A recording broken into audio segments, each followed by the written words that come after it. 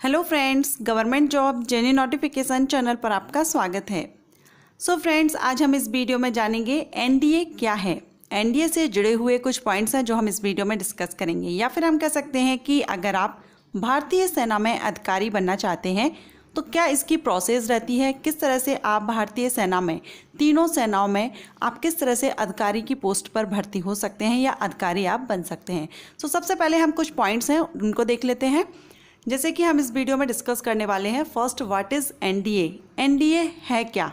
बहुत से कैंडिडेट हैं जिनको नॉलेज है, लेकिन कुछ कैंडिडेट ऐसे भी हैं जिनको एनडीए की नॉलेज नहीं है। सो सबसे पहले हम जानेंगे कि एनडीए क्या है। उसके बाद हम जानेंगे इसके लिए एलिजिबिलिटी मींस क्वालिफिकेशन क्या होनी चाहिए, एज लिमिट क्या होनी चाहिए। इसके बाद एग्ज़ाम पैटर्न क्या रहेगा, किस तरह से एग्ज़ाम होता है, सिलेक्शन प्रोसीजर क्या है एंड सिलेबस क्या रहेगा। एंड देन फिजिकल टेस्ट किस तरह से होगा। एंड देन सैलरी क्या रहती है। सो ये सारे पॉइंट्स हम स्टेप बाय स्टेप इस वीडियो में डिस्कस करेंगे। तो अगर आप एनडीए से जुड़ी हुई जानकारी चाहते हैं या आप भारतीय सेना में अधिकारी बनना चाहते हैं तो वीडियो को एंड तक पूरा देखिएगा। वीडियो स्टार्ट करने से पहले अगर आप चैनल पर फर्स्ट टाइम विजिट कर रहे हैं या आपने अब तक चैनल को सब्सक्राइब नहीं किया है, चैनल को सब्सक्राइब कर लीजिए और बेल आइकन को प्रेस कर लीजिएगा। बेल आइकन को प्रेस करने से आपको नोटिफिकेशन टाइम से मिल सकेगा जब भी मैं कोई न्यू वीडियो अपलोड करूँगी। चलिए अब हम वीडियो स्टार्ट करते हैं। सो सबसे पहले हम जानेंगे व्हाट इज़ एनडीए। एनडीए क्या है। एनडीए का फुल फॉर्म होता है नेशनल डिफेंस एकेडमी। हिंदी में हम कह सकते हैं राष्ट्रीय रक्षा अकेडमी। अगर आप भारतीय सेना, तीनों सेनाओं की मैं बात कर रही हूँ, Indian navy, Indian army and Indian air force, तीनों ही सेनाओं में अगर आप भर्ती होना चाहते हैं अधिकारी के पद पर, अधिकारी आप बनना चाहते हैं भारतीय सेना में, तब आप एनडीए एग्ज़ाम देते हैं। और ये जो एनडीए एग्ज़ाम है एक तरह से एंट्रेंस एग्ज़ाम है, और ये एग्ज़ाम जो कंडक्ट कराया जाता है वो यूपीएससी के द्वारा कंडक्ट कराया जाता है। UPSC means union public service commission. UPSC के द्वारा जिस तरह से आईएएस, आईपीएस, आईएफएस, आईआरएस जो एग्ज़ाम कंडक्ट कराए जाते हैं, भर्तियां की जाती हैं, उसी तरह से एनडीए पर भी एग्ज़ाम कंडक्ट कराया जाता है। और एनडीए के लिए आफ्टर 12th आप इसके लिए आवेदन कर सकते हैं, इस एग्ज़ाम को आप दे सकते हैं। अब हम जानेंगे कि ये जो एनडीए एग्ज़ाम है साल में कितने बार कंडक्ट कराया जाता है, कितने बार लिया जाता है। तो एनडीए एग्ज़ाम साल में 2 बार लिया जाता है, 2 टाइम्स कंडक्ट कराया जाता है। ओके, सो ये तो बात हुई व्हाट इज़ एनडीए। अब हम जानेंगे एलिजिबिलिटी क्राइटेरिया के बारे में। एनडीए एग्ज़ाम के लिए आपके पास क्या एलिजिबिलिटी क्राइटेरिया होना चाहिए। सबसे पहले हम क्वालिफिकेशन देखते हैं। तो आपका 12th पास होना जरूरी है। पीसीएम से, फिजिक्स, केमिस्ट्री एंड मैथ से आपका 12th पास जरूरी है। एक बात और मैं यहाँ पर आपको क्लियर करना चाहूँगी, 2019 में जो वैकेंसीज आई थी, भर्ती की जा रही थी, उसमें जो क्लियर किया गया था नोटिफिकेशन में कि जो इंडियन आर्मी है उसके लिए फिजिक्स एंड मैथ कंपलसरी नहीं है, लेकिन इंडियन एयरफोर्स एंड नेवी के लिए मैथ एंड फिजिक्स कंपलसरी है। सो इंडियन एयरफोर्स या नेवी के लिए वही कैंडिडेट आवेदन कर सकेंगे या भर्ती हो सकेंगे जिनका मैथ एंड फिजिक्स से 12th पास होगा। ओके, अब हम यहाँ पर नेक्स्ट जानेंगे आपकी परसेंटेज कितनी होनी चाहिए। तो मिनिमम परसेंटेज आपका 60 होना चाहिए। 12th में मिनिमम 60% से आपका कंप्लीट हो 12th, तो ही आप इसमें आवेदन कर सकते हैं।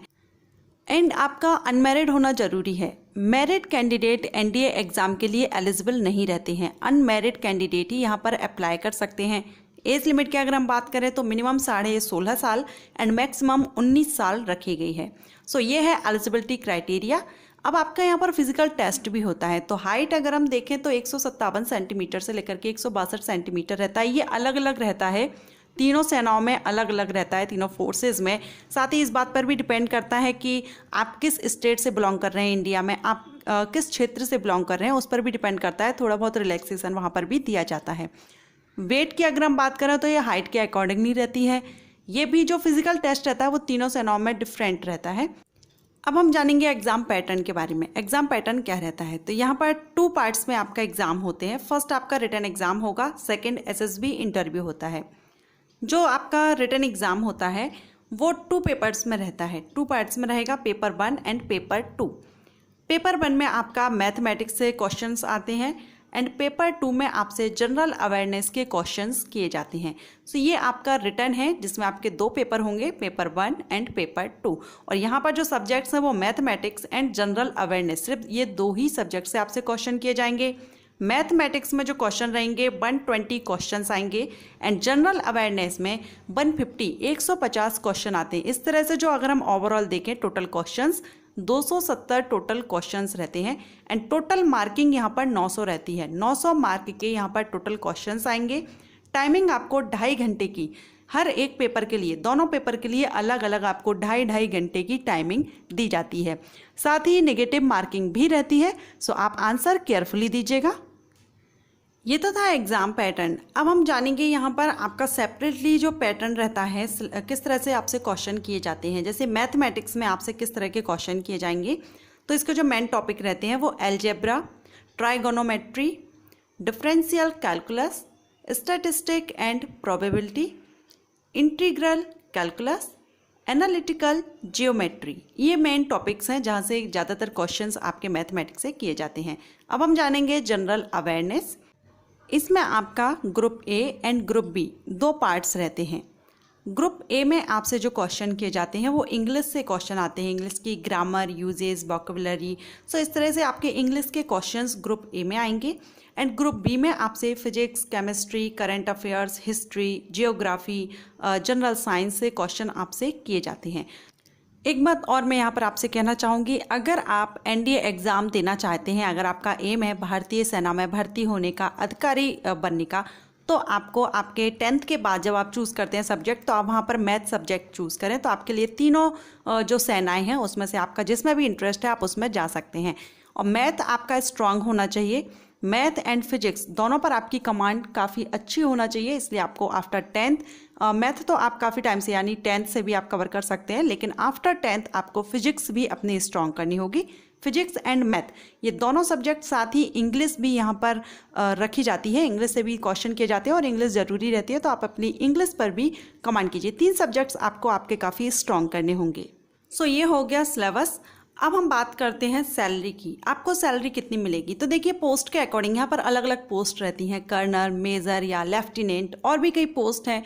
पोस्ट के अकॉर्डिंगली अगर हम देखें तो आपकी जो मिनिमम है इनिशियल सैलरी है, ये स्टार्टिंग सैलरी आपकी 56,000 से लेकर के स्टार्ट होती है एंड स्टार्टिंग सैलरी 1,44,000 तक जाती है। पोस्ट के अकॉर्डिंगली 56,000 से लेकर के 1,44,000 तक सैलरी। सो सैलरी यहाँ पर अच्छी खासी आपको मिल जाती है।